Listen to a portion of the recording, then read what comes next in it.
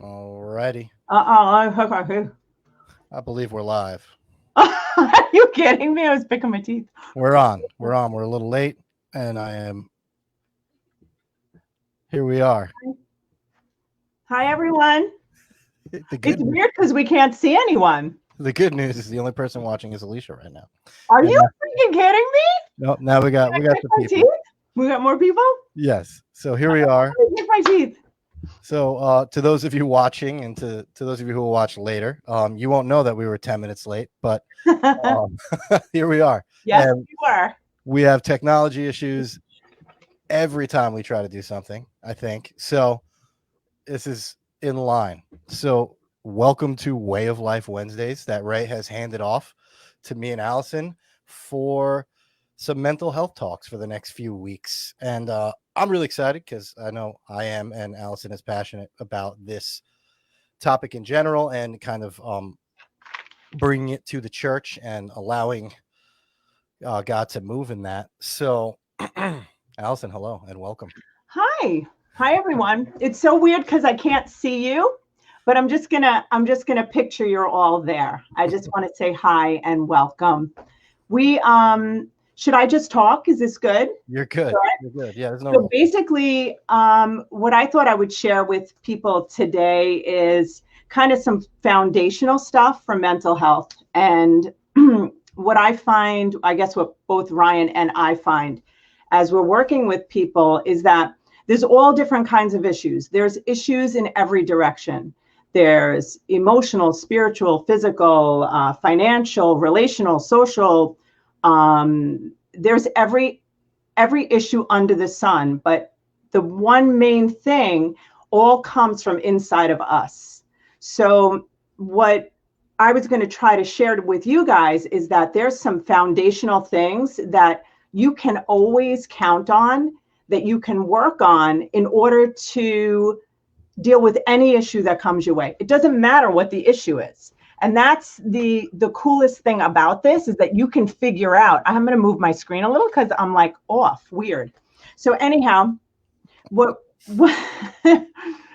I'm just acting like I'm here in my office, okay? Because I can just see Ryan and me, and that's it. We do a podcast together, so I just feel like it's just us. But apparently there's people out there. But Oh, anyhow, so there's this kind of core principle that Ryan and I both use, and it's like kind of like my main mission on this earth. And my mission is I want to just wake people up, because I think we don't realize that there's so much happening inside of our bodies that's impacting what's happening in regards to the way we're reacting to everything. So I was going to discuss one scripture that's really very related to this, because I believe that with every spiritual law, there's also scientific law that backs it up. And I love to marry those two ideas together because they're exactly one and the same. oh. So the thing, and should I keep going? Yes, by all means. Okay.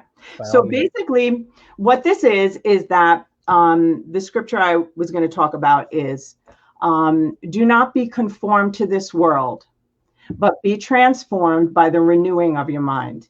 And the idea about that scripture, I'm just going to relate that to psychology and to science also, because what happens when we're born with 100 billion neurons. We have 25 billion synaptic connections. And those synaptic connections are all of the data that comes into our body through our five senses from the time we're born until we're 7 years old. We are collecting and collecting data like on an open field, like a fertile field. And depending upon what boundaries are put on those five senses, there's not a lot of control over what is going inside of that baby and beyond. So that's us.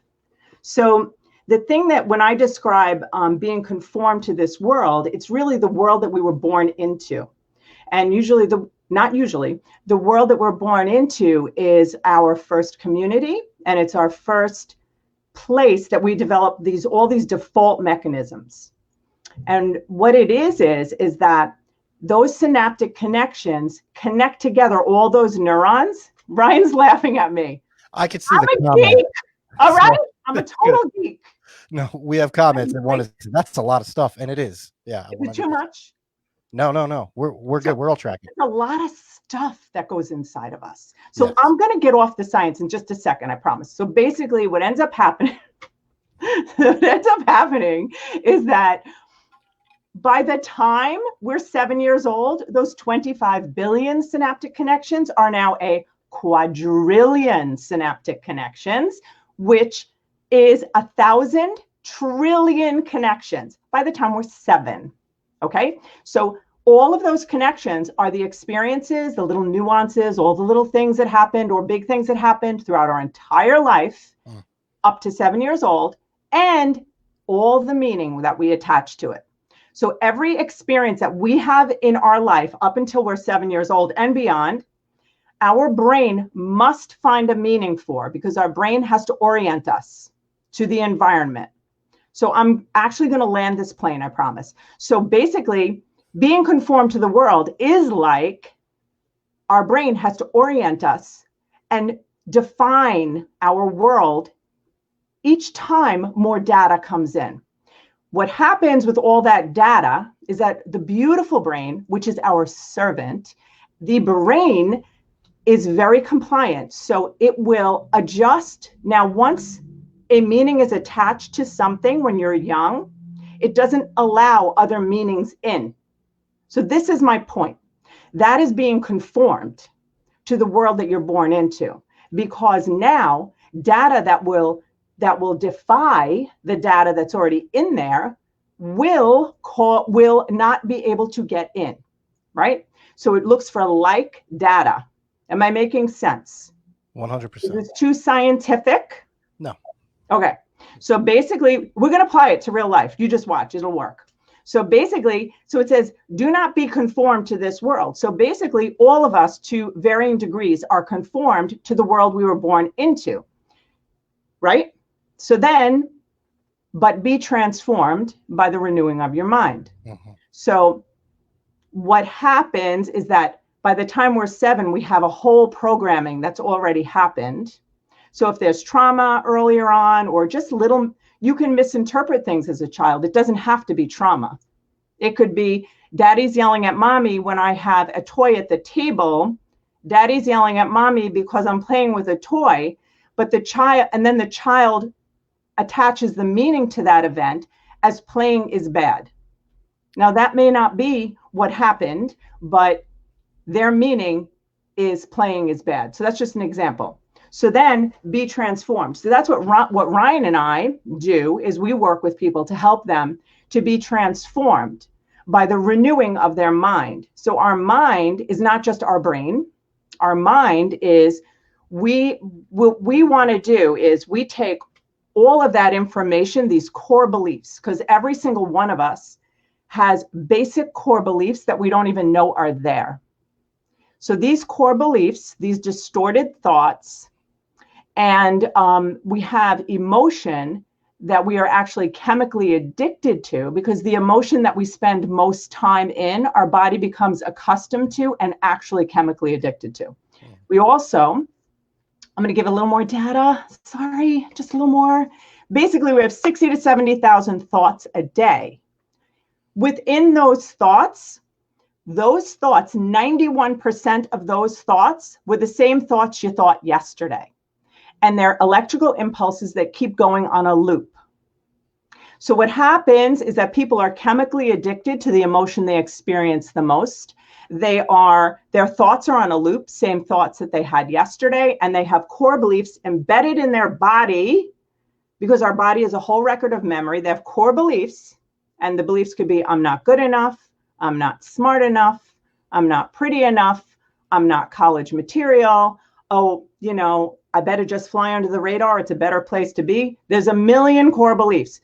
But when you land on the core belief that's yours, and you recognize the thought distortions that are just running in a loop, and you recognize the emotion that you're addicted to, now you can live a life where you are not reacting to, the data, the thought electrical impulses, the chemical reactions, and the core belief. Now what you do is you create instead of react. So our mission, did you know that this was our mission, Ryan? I did. Okay, good. I'm glad I got that across. So the mission is to wake the people up and to tell them they don't have to react anymore. They can create. So within the context of this whole world crisis that we're in, the collective anxiety we are surrounded by and probably experiencing ourselves, what happens is that our natural default mechanisms, right, our programming from the time we were a little child, and I just want to throw in a little plug for the Lord Jesus Christ, is that this right here, this programming that keeps being piled on because it will only take in like information, that's what we would call a stronghold. So it just keeps building more and more data. So what we are doing is we are breaking down strongholds by not following the thought loop, we're going to have to go through some withdrawal from the emotions we're addicted to. Yep. We can tell you how to do that. It's not going to be easy. It's like heroin, getting off that. It's going to curse stuff. And then recognizing our core beliefs. And then when our core beliefs are recognized, when you hear that voice that says, you just really shouldn't go in that room because you never belong anywhere. And what you do is you pivot away from that thought and that belief, and you don't even fight it. Never fight your thoughts, because that's not true. We don't fight thoughts. Anything we struggle against owns us, by the way. So we don't struggle against the thought. We swat it away like a fly and we create a new thought. Like, hey, guess what? You know what? I belong wherever I am. Hey, Ryan, did you know that we belong in this crowd? I don't even know who's here. It could be 20, it could be 50,000 people, but we belong here because we're here. Okay. That's creating a thought as opposed to reacting. Right. That was a whole hill of beans. Put that in your pipe and smoke it. It was, but we can break it down pretty for if you have notes at all, right? So the idea being that there's three things that are driving, right? We have our beliefs, we have our thought distortions, and we have the feelings we most commonly experience as something we can chemically become addicted to. And what I love is if you finish out your verse, right? Romans 12:2. And it goes from the renewal of your mind, that by testing you may discern what is the will of God, what is good and acceptable and perfect. I love that. Testing being this process, at least I'm reading it as thinking, pulling apart these thoughts, challenging our notions, right? All of these blueprints that we live within that you've described. That's our test. And with that knowledge, we can then discern what is the will of God, what's good and acceptable and perfect for us in our lives. I love that. Yeah. It's so true. Because the thing is that what happens, we have a blueprint or a map that is basically running our lives constantly. And that's what I feel like my mission is, to wake the people up, that we're just automated and we don't have to be. It's being conformed to the world that we were born into. But what Ryan said, this is the truth, is that there is zero clarity whatsoever when you're believing every single lie that your body believes, excuse me, is true. So so you cannot discern God's will if you're living in this default perceptive place. And it's really incredible because this unbelievable gift of a body that we have, we don't know that we're in charge of it. Right. We think that we have to follow what it tells us to do, what we think, what we feel, what we believe. We follow that. If you really think about it, anybody out there, you're all following that. So this event happens out here. Am I talking too much, by the way? No, you're great. Just checking. Oh. Just checking the talk meter. So the event happens outside of us, right? Whatever's going on. And this is, now we talk about emotional sobriety, is that when an event happens outside of us, what we tend to do when we're emotionally not sober, drunk, is we immediately see that event and we react to it. So our behavior, everything is based on this outside event, instead of the very first thing we need to do when an event or thing or anything outside of us happens is we immediately go in. We breathe. We don't have any business tinkering outside to fix what's going on inside of us. It's just like you're in the wrong place for the problem. The problem's inside. I don't care what anybody else did. I'm going into another whole topic. You can rein me in, Ryan. Well, do you want me to pull it back? This is great. And I think because we're starting to address the situation that we're in, right? And it's that all of this stuff is exacerbated, right? Made worse by the experience we're having now in the pandemic and whatever environment we may find ourselves in, where some of our more maladaptive or negative things are rising up, right? And so I think that's what we're hoping to address moving forward from this particular one, right? Where we want to offer some skills and coping into those areas. So you're fine. Like, this is all totally relevant because we are setting I think the mental stage for how we consider our anxiety, our depression, right? Like, it's never, or the argument that it's never the towel on the floor, right? It's never the towel on the floor. Never that. And we are, like you said, you told me ages ago, you're only responsible for the 3 feet around you, right? Absolutely. So we cannot affect the world outside of us, but everybody is in this world. And so I bring that back to you in terms of relating all of what we're talking about and all this beautiful science stuff that makes me comfortable. And I think judging by our comments as well. And so, you know what I love? I'm sorry. Go. You know what I love is did you have to hack? Like, was it necessary? I had to sneeze. I'm forgetting. I'm thinking we're on our podcast where I can make fun of you. All right. I'll stop. I forgot what we were saying. Okay. So this whole idea, when I think about Jesus Christ, I think about him as God coming to us in the form of man. And when I look at Jesus Christ and I think about the way he interacted and his response to external events, he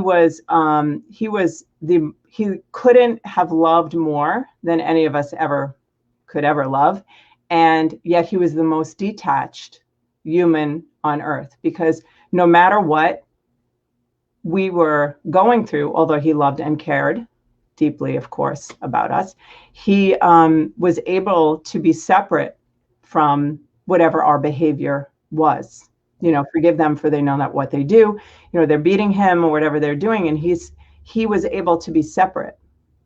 And there's something very powerful about the detaching with love. It is a supernatural, overwhelming move that when you can be the third party in the room, when you're having a conversation with someone, a wise observer, and you're aware of the fact that as a being that God created, we have power.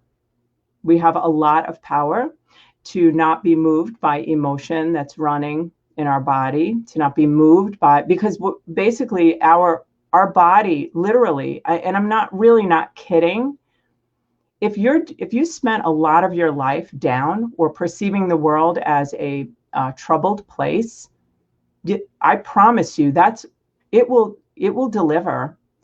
I just want to add a little something that's so super cool about our brain is that when we have a core belief, like let's say, Ryan, do you want to give a core belief? A good or a bad one? What do you need for your example? A bad one. A bad one. A bad one. We wouldn't have work if they were good. True. We'll go off of an old one. That's as long as I have just the little bit I need to get by, everything is good. Just good enough. Yeah, and just good enough is fine by me. Yeah. Okay. So now what happens is, if that's your core belief, so that is embedded in the blueprint that you have in your body. It's a neurological network. So that's a belief system that's been developed by repeated thoughts create beliefs. So basically, so the idea that I'm just gonna take good enough, right? Can I say it that way? Is that okay with you? Totally. So good enough. So what ends up happening in our brain is such a beautiful servant. Our brain is so lovely that it is a goal-driven machine. So basically our brain will deliver whatever we tell it. It'll do whatever we tell it. So basically, now you are just always going to get just good enough. Whatever we look for, we find. When you want to see, and I believe, this whole idea of, everything negative happening around us, and that's a real thing. We are in a world crisis. That's real. I'm not belittling it or minimizing it or anybody's struggle. But the thing is that if we believe that there are no opportunities right now, there will be none. But when I believe that everywhere I look, left, right, front, back, north, south, east, west, doesn't matter. There's an opportunity everywhere. And you know what? And the truth is that there is. If you believe you'll see one, you're going to find them, because our brain is the way our brain works. If you tell your brain that you cannot make a certain amount of money, your brain will make sure it will give you evidence for that. Our brain is so cool that it is like a supercomputer. That it's like God gave us a smartphone that like could run the whole Eastern Seaboard. So now, should I say something? Oh, I have so many things to say. Want to say something about decisions and all of that? So our brain basically competes. So it competes this, like if we have a decision to make, like let's say Ryan is being offered something, and this is an old belief, but let's say, just good enough is on the plate. And then this lavish, unbelievable thing is available for Ryan, right? So now his brain immediately, it's like instantaneous. We have neuron clusters and they're firing. One is for just do the good enough thing. And the other one is firing. It's like kind of like a video game. It's so cool. And it's like firing. The other one's firing for get the lavish thing, whatever it is. I don't know what the thing is. So now Ryan, the way that the neuron cluster that is able to fire more and inhibit the other cluster wins. Winner takes all. So because Ryan has a whole belief system and a whole network behind him that proves he can find evidence very easily in his background. Oh, yes, this is the way to go, that will completely shut down the other choice. So what will happen is that we have to cut that off. I'm going to tell you exactly how to do it. You can want stuff your whole entire life and never, ever get it. Go right to your grave with that want. But if you decide on something, that fight between those neuron clusters, bam, done, over, you won, and you don't have to figure out how, because your brain will. Right. I can't even imagine the comments I'm going to get about this like crazy talk I'm doing. Don't even bother. Sorry. It's not crazy talk. I won't do my thing. It's psychoed, right? And it's good stuff, because for me, and I think what we'll continue to do through this is you can draw it to faith, right? Oh yeah. And so many ways that I think are potentially often overlooked. And so for me, mental health, spiritual health, it's so wildly intertwined, right? And you can't have one without the other. Right, yeah. And someone had said, is there something beneath that? And he said, belief ? It was Mark. Wait, could you say that again? Yes. Is there something beneath that belief? And oh yeah. Yes, 100%. Right. Beneath, like another belief underneath? Belief. I believe it was when we were talking about decisions and choice. Mark, comment and correct me if I'm wrong, because it was a few minutes ago. But when I did read that, I had immediately thought that the belief behind the power of the mind or the belief behind the power of your prayer are one and the same in some ways, right? Depending on the application, if we're applying it to our mental health, the fact that we have a powerful mind, but that we are actually given dominion over this thing means we do not have to succumb to the cycle of thoughts and the background noise and the old perceptions that continue to move on, because I said that was an old blueprint for me, and it largely is. But if I get lazy, it's right there waiting for me, like just like the bike I learned how to ride. It's like, oh hey, just that's fine, man, you're good. And then that's where the chemical comes in, right? Because you're the brain was like a good dog, and it comes back wagging its tail and gives you a little chemical, and off you go. So Mark said absolutely. So we got below that. Beautiful. Gail asks, is this like a yin and yang type of thing? So I guess maybe she's asking about balance. Well, I'm not sure. I'm not 100% sure what Gail means. Does it say anything else on there? Basically, what I can say about it is that, when you make a decision, like, I have decided to be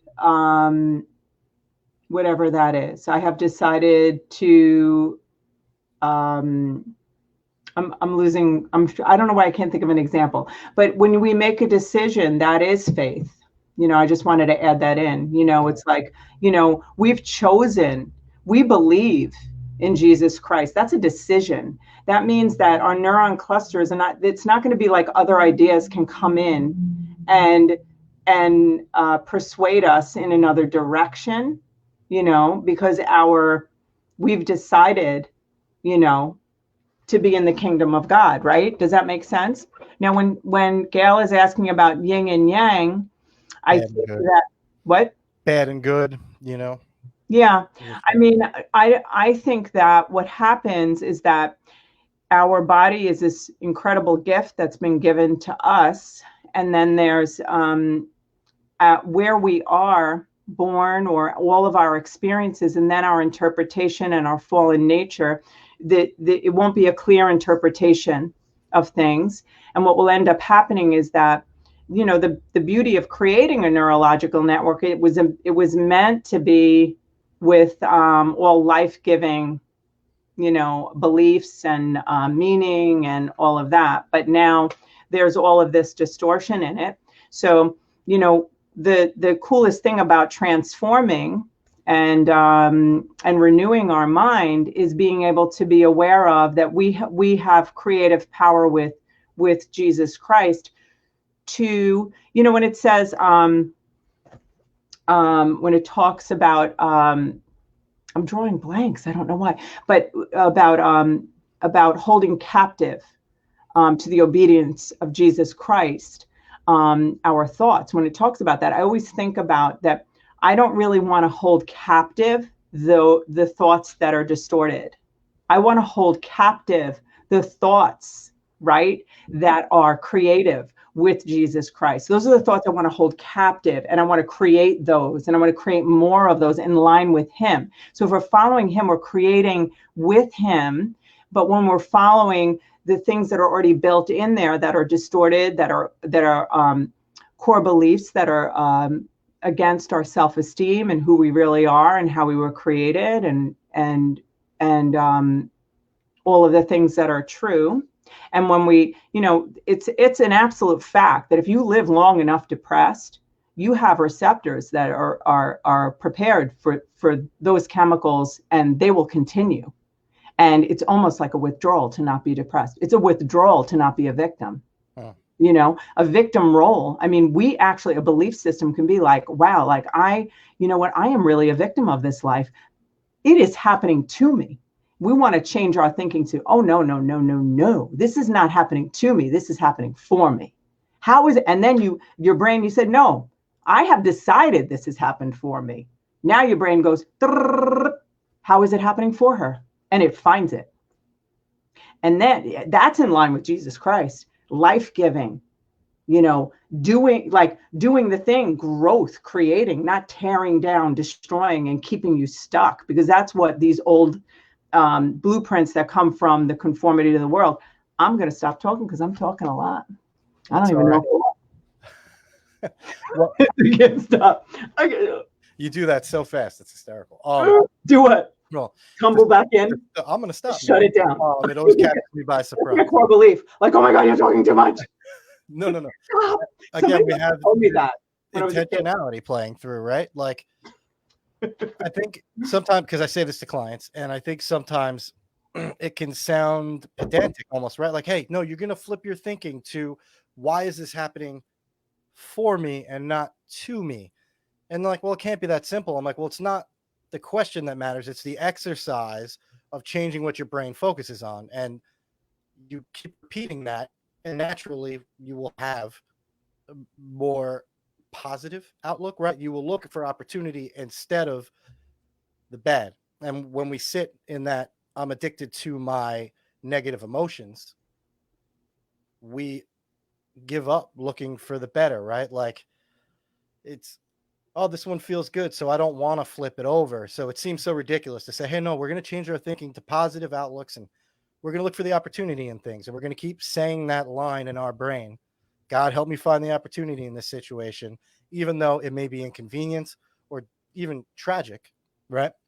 And we then have to combat it, because just as we allowed ourselves to become chemically addicted to our depressed state, as in our example, we need to do the work to kind of work over that neural connection. And I like that. Oh, and we have a question from Mark.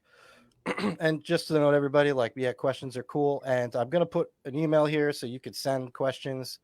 And if you need resources or anything like that, or even if we can answer a question for you outside of this, or if there's something you'd like to see brought up on this, please do that. And I'm going to put my email there. It's Ryan at Lager Counseling. But you guys should listen to our podcast. We do a podcast together. Did you tell them? Yes, we'll tell them that. Yeah, we have a podcast we do together where we dive even deeper into this stuff. Yeah. So Mark asked, what if there were no right or wrong? And then his comment after that is, right or wrong comes from what we were taught, the risk reward system. I'm not sure entirely if I understand the question, Mark, but are you wondering how to discern between a right or wrong in? Oh, like morality. Right, in a morality sense, I'm wondering. There's a little bit of a delay here, everyone. I apologize, but we're probably 20 seconds ahead of you. Or behind. I can't see the question, so I'm sorry. I'm not really sure what you guys are asking. Can I say, do you want me to say anything? Yeah, go ahead. I'm going to keep let's I guess we're going to have to know if we understand the question first before we answer it, right? So basically, if we're talking about right or wrong, I'm not sure in what context you're asking the question. Morality is always an issue, of course. I mean, like we want to always, do obviously what's right for sure. But so let's go back. I think we should go back to what we're talking about, or are we opening it up for questions? No, let's go back to what we're talking about. We have a few minutes left, and I posted my email if you have any questions there. And I will also mark the site for the podcast. It's called Alison Answers, and you can watch it or listen to it on like Apple Podcasts, Spotify, all types of stuff like that. Basically anywhere you would find a podcast, it's there. But yeah, continue, Alison. Sorry. No, that's okay. So basically, I think, what we're talking about, you're really good at summarizing things, Ryan. Like, I feel like I will just keep going and you like sum things up. So I guess you can rein me in, but the idea, we're trying to like put like some super like very quick foundational things in place so that you guys can hear them. It's like a lot to take in all at once, but we can, take it apart and explain it to you. One of the things we do, like I will have people just look at the condition of their current life in all different areas, just the results, no judgment, complete utter acceptance, just total love, just facts, just truth, and just look at, their life spiritually, emotionally, physically, socially, relationally, financially, vocationally, and enthusiasm and fun, like those 8 areas. And then what we do is we just look at the picture, like a whole life inventory. Like, what are the facts? So the facts are like, what have all my relationships been like? How do I feel in a crowded room?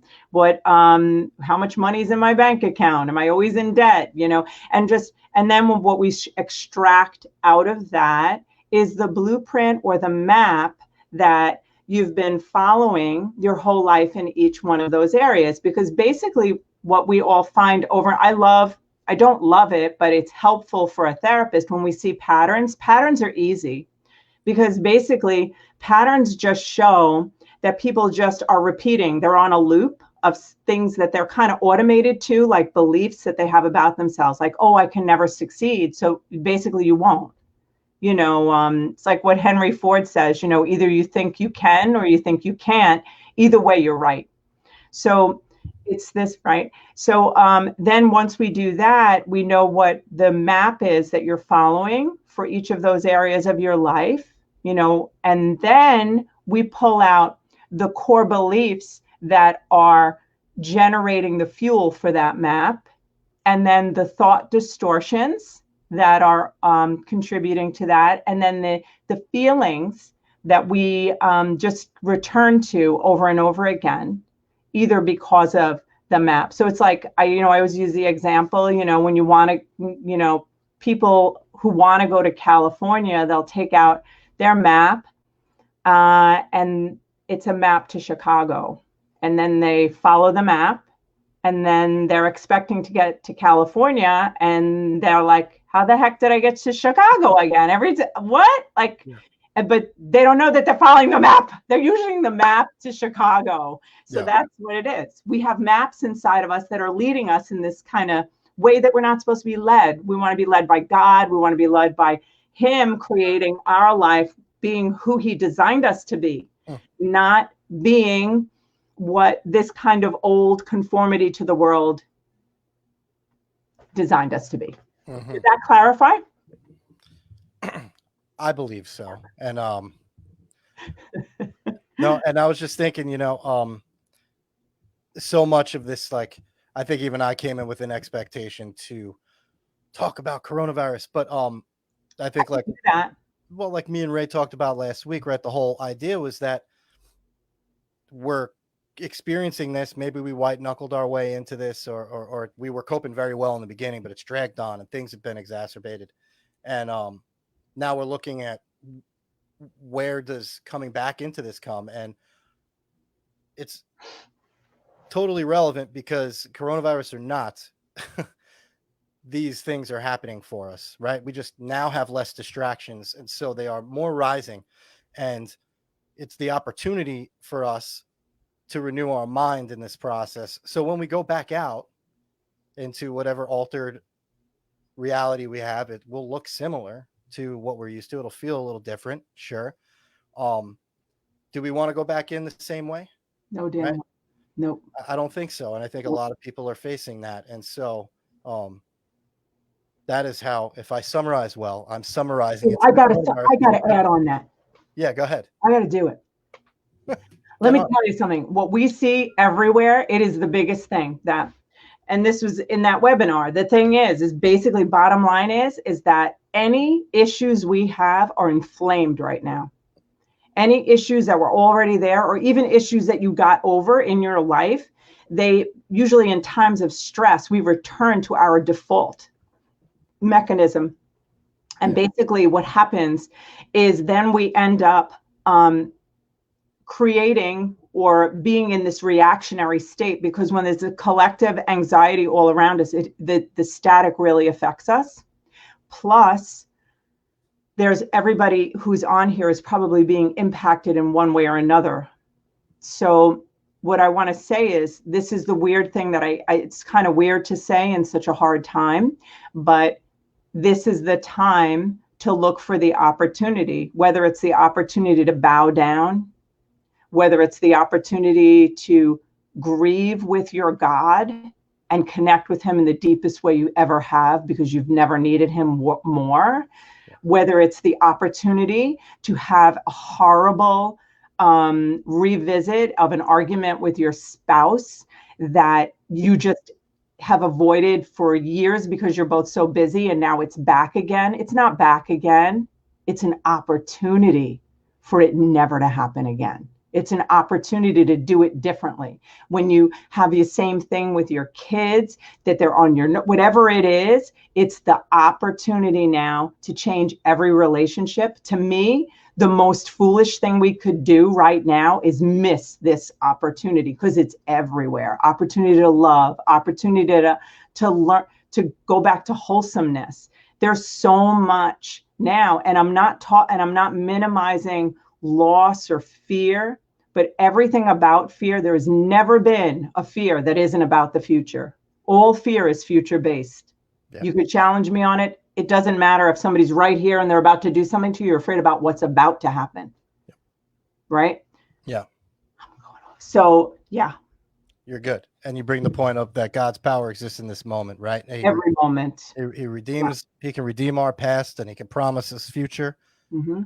But we need to be in this moment and be present. And I guess it's a safest place now, in the center of God's will, right now. That's what Corey ten Boom says.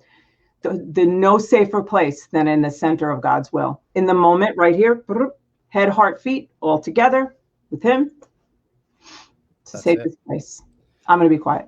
No, you're fine. We have, as me and you are very, very want to do, we could go on. We could do this for another 2 hours, most likely. But so we will. We'll be doing that on Friday. We're going to respect the format. And so what we hope is that. I have never respected a format. Ever. Well, we hope that you have a good basis for the framework of kind of considering this stuff and moving forward. And I just want to reiterate, if there's any help you need, please use the email here, Ryan at Lager Counseling. I'd be happy to plug you into any possible resource. If you have another question, please send it to us so we can try to address it, whether it be live or just in an email. If you need anything from us at all, we're here. And I know we have a few more of these. One of the topics we're going to address is grief. So if that is something that's really on your heart and kind of weighing on you, we're going to get there. It's just, we want to. If you have topics that you're interested in, send them to us. We love that. You can follow us on social media too, because we do all sorts of videos. I'm trying to get Ryan to do videos, but no luck so far. I put a video out like constantly.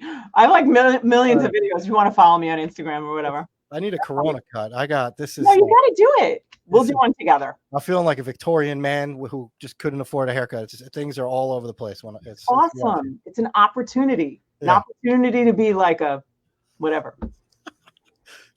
A slob. I'm just kidding. Right, a new blueprint for me.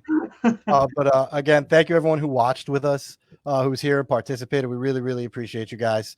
And I guess just our prayer for you would be that this would move you, that God would move in you to not be conformed to this world and accept the challenge to renew your mind. So again, have a wonderful night and we'll see you guys next week. Thank you so much for watching. Have a good night. Bye.